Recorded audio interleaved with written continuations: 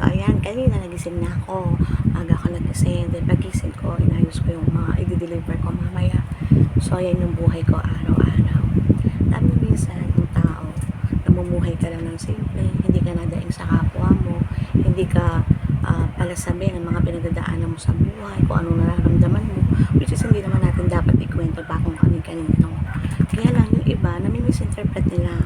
Akala nila, lagi ka nakangiti, lagi ka nakatawa, okay ka lang pag nalabas ka. Akala nila, lagi mayabang ka. Yun yung tingin nila sa'yo. Hindi nila alam kung bakit mukha ka lang strong talaga. Kasi bakit kailangan natin panghinaan ng loob? Bakit kailangan natin ipagkwentuhan pa yung nararamdaman natin, yung pinagdadaanan natin sa ibang tao?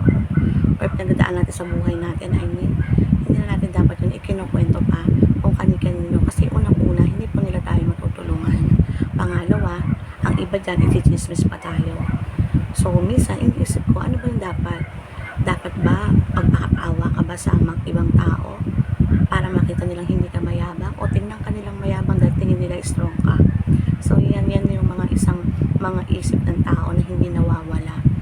Sa mga ganyang klase ng tao, sana man lang, bago nyo husgahan ng isang tao, kung mayabang ba siya or ano, try nyo munang kilalanin